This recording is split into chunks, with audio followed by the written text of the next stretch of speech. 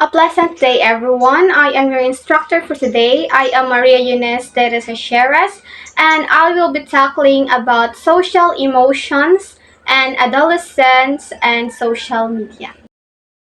So, when we're talking about social emotions, it is related to how we feel and what to react when we are interacting with other people and when we are surrounded by a crowd. So, social emotions start to emerge as early as the toddler years, 15 to 24 months, comprised by such feelings as envy, embarrassment, shame, guilt, and pride. So, as what we can observe from the toddlers is they are very envious. Like for example, their friend have a toy. So, ug wala sila ana nga toy, moingon sila sa ilang mother nga, "Ma, paliti ko ana ma." Kay lagi kung unsa ang naa sa uban, gusto sad nila nga naa nila. Then, ang toddler's sad is dali ra sila ma-embarrass ug ma-wow. Like, for example, kana nga kid, kung naa sa ilaha is very cheerful, talkative, then very langas kaayo siya. Pero kung imuha na gani na siyang ibutang sa crowd where he or she only knows few people or wala siya kaila sa mga tao nga nasa iyang palibot is magpuyo ra na siya, then dili na siya mag istorya, then iyang lihok is inihap ra. Then kana sang mga toddlers is kung bisag dili na ilang sa tas imo ingnon nga halaka giyan sana nimo magilty na sila. And ang toddler sad is very ma-pride, taas o garbo. The next is girls are skilled in regulating emotions, but they are more likely than boys to be anxious and twice as likely to be depressed. So, mo-agree ba mo ani nga statement? So, as what we can observe, or me as a girl, I can really say that this is true, or this is valid. Since girls is very skilled in regulating and controlling their emotions, kahibaw sila og kanis-a ug ni kinsa dapat nila ipagawas ang ilahang gibati.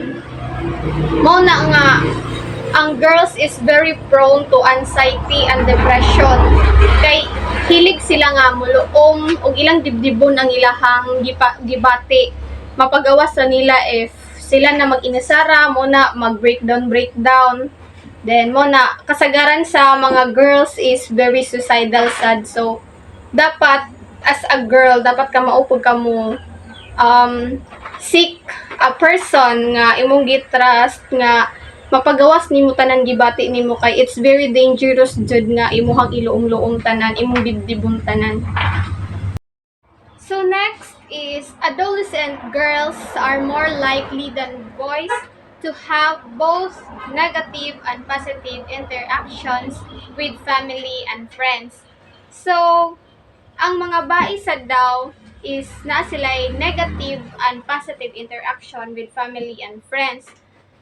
Kung kabantay ta is some of the girls, especially kung ilang parents or ilang family is very strict, mga supakira na sila, murebilde na musupak sa ilang parents kay lagisan sa sobraan ka strict. But it is, bisan pag stricto na sila is, dapat sad imo silang respeto o no. Then sa ang girls sad, when it terms to friendship, naadyoy uban girls, di jud malikaya na sa friendship nga unayan og libak ang ilang amigo kay di ba lisod sa kamutuoran nga the closest friend of us are the ones that will stab us back. Then ang girls sa positive interaction nila, they are very clingy. Kanang hilig sila maglambing-lambing sa ilang family, sa ilang friends, sa ilang loved ones. Girls are very clingy compared to boys. Adolescents are stereotyped as moody and negative, poor emotion control. So, mga adolescents daw is ang mood nila is mag-usog-usog, kanang ganiha, malipayon pa, hinigkataod-taod, batingan na lang ka kay sa puton, magbug-ot, malitrag hilak, or nay nga na bitaw. Like especially sa relationship. ang boys is i-describe nila ang girls is puyuin or tupakin kay gamay rang bikilon himuon ng issue sa puto na nga na. So adolescents are very moody and they have negative poor emotion control. So next is the adolescents and social media. Profusion of media, adolescents has easy access to the culture of various media and social media. So through social media is ang mga adolescents is makahibaw na kung unsa ang culture sa lain. Like for example, ang mga teenagers karon as what we can observe is very aesthetic na kaayo. Ang mga datingan is pang Korean, nga na kay tungod sa social media sa kung unsa ang nakita nila nga gipangsuot sa ilang mga Korean idols, K-pop idols is ilahasad nga gi-adapt ilahang gitag-ing. So tungod na sa social media, tungod sa nakita nila nga gipang-post sa social media is ilahang i-adapt sa ilang kaugalingan, ilang i-apply sa ilang kaugalingan kay lagi ganahan sila gi-idolize nila na nga person mo na kung unsa ang gisuotan na nga person is ilahasad nga tag-ingon. Then, electronic communication negatively affects adolescents' social development.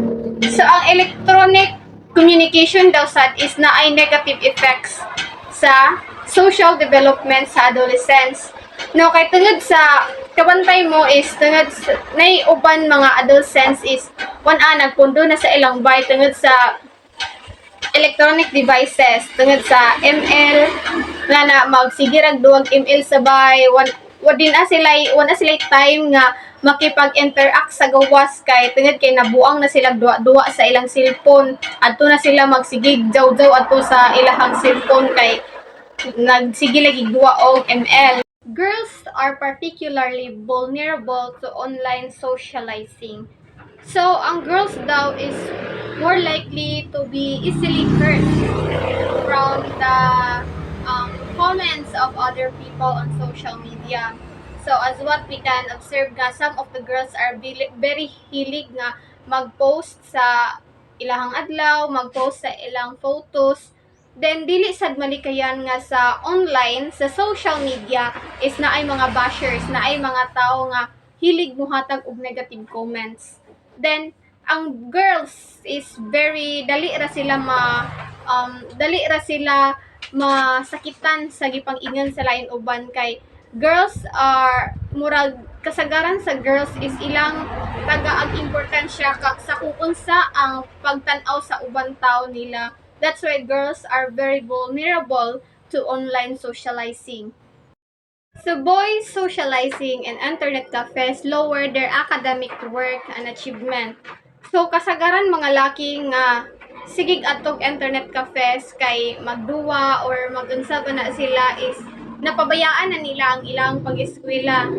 Then mas ihatagan pa nila og daghan nga time og importansya ang pagdong nila sa mga cafes just to play or to go online gamings like that. Mo nang ilahang pag-eskwela is nagkabagsak-bagsak ng ilang grado, then wana magkonsumisyon ng ilahang maestra ug ang ilang ginikanan.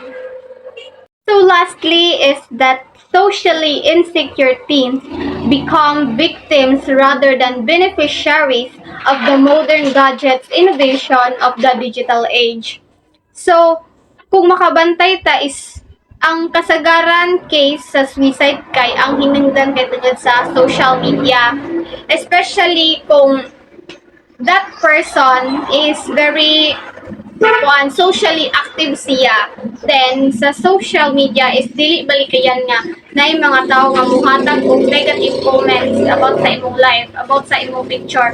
Bisan pag unsa na kasimple para nimo ang imong picture, naa jud tao nga hatagan og lain nga perspective ang imong picture, lain nga opinion, hatagan og negative opinion ang imong picture, which became a reason nga ma-insecure ang tao nga nag-post adto nga picture. Mao na ma-feel siya depressed, anxiety, insecurity sa iyang kaugalingon, mo na nga muhantong or mo result sa suicide.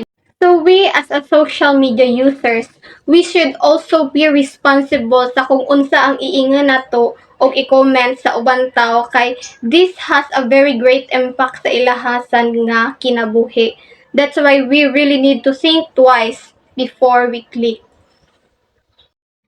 And that ends my discussion. Thank you everyone and have a good day.